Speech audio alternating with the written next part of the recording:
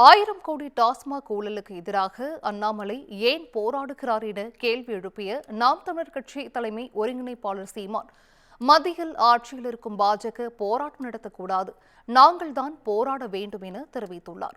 மதுரை விமான நிலையத்தில் செய்தியாளர்களிடம் பேசிய அவர், டாஸ்மாக் ஊழல் விசாரணை நடத்துவதற்குள் ஒன்றும் இல்லாமல் ஆகிவிடும் என கூறினார். 1000 கோடி இந்த சாராய டாஸ்மாக் கடையில் ஊழல். அதுக்கு உங்க கருத்து என்ன? அதுக்கு கருத்து என்ன? தம்பி அண்ணாமலை வந்து அந்த 1000 கோடி ஊழலை ஏற்று போராடுறாங்க. நான் தான் போராடணும், நீ அவர் போராடக்கூடாது, தம்பி போராடக்கூடாது.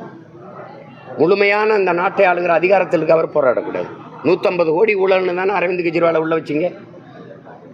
இதனால தான் உள்ள வச்சிங்க. அவர் பதவியை விட்டு வெளியேறி வேற ஒருத்தர் முதல்வராக்க வேண்டிய நிலைமைக்கு தள்ளினீங்க.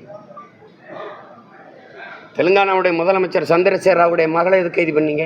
இதே வழக்கு, இது மாதிரி குற்றச்சாட்டு தானே சிறைப்படுத்தினீங்கல்ல, உடனே நடவடிக்கை எடுத்தீங்கல்ல. இங்கே நடவடிக்கை எடுக்கிற உயரத்தில் இருக்க நீங்கள் ஆர்ப்பாட்டம் செய்கிறது எது? அது அர்த்தமற்றதா இருக்குது, அவசியமற்றதா இருக்குது. நாங்கள் போராடலாம், நீங்கள் போராடக்கூடாது. நீங்கள் தான் சோதனை நடத்துனீங்க, அமலாக்கத்துறையில் சோதனை நடத்திட்டீங்க. 1000 கோடி ஊழல்னு தெரியுது, அதுக்கு என்ன நடவடிக்கை இருக்குது? அதை பற்றி பேச மாட்டேங்கிறீங்க. இந்த கழிவறையில் 450 கோடி ஊழல், கழிவறை கழுவுறேன்ட்டு அதை பற்றி பேசவே இல்லை. திடீர்னு மொழி மேலே பற்று வரும், மும்மொழி கொள்கையை எதிர்க்கிறம்பாங்க, தொகுதி சீரமைப்பில் தொகுதி குறைஞ்சிரும்பாங்க. இதுதான் இப்போ தொகுதி குறையுதா, சீரமைக்க அது போகிறாங்களா? அதெல்லாம் ஒன்றும் இல்லையே. சாதி வாரி கணக்கெடுப்பு எடுங்கன்னா அது இல்லை, அது மத்திய அரசு தான் எடுக்கணுமா? இப்போ மாநில உரிமை எதுக்காக பேசுனீங்க? பீகார் எடுக்க முடியும், தெலுங்கானா எடுக்க முடியும், நீங்கள் எடுக்க முடியாது. அதான் எங்கள் ஐயா அன்புமணி கேட்குறாரு நாடாளுமன்றத்தில், நீங்கள் சாதிவாரி கணக்கெடுப்பு எடுக்க மத்திய அரசுக்கு ஏதாவது பரிந்துரைச்சிருக்குதா தமிழ்நாடு அரசுனா? அப்படிலாம் ஒன்றும் ஒரு கடிதம் வரலையேங்கிறேன்.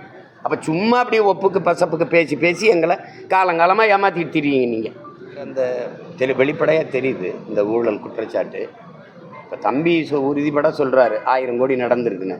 அப்போ நம்பி தான் ஆகணும், ஏன்னா அவங்க ஆட்சியில் இருக்கிறாங்க. அப்போ 1000 கோடி ஊழல் நடந்திருக்குன்னா அதுக்கு நடவடிக்கை எடுக்கணும். இவங்க திருப்பி போய் அதை தடை கேட்குறாங்கன்னா பொறுத்திருந்து பார்க்கணும். நாட்டின் உயர்ந்த நீதியாகவே இருக்கா இல்லை எப்படி இருக்குன்னு பார்க்கணும், பொறுத்திருந்து பார்க்கணும்.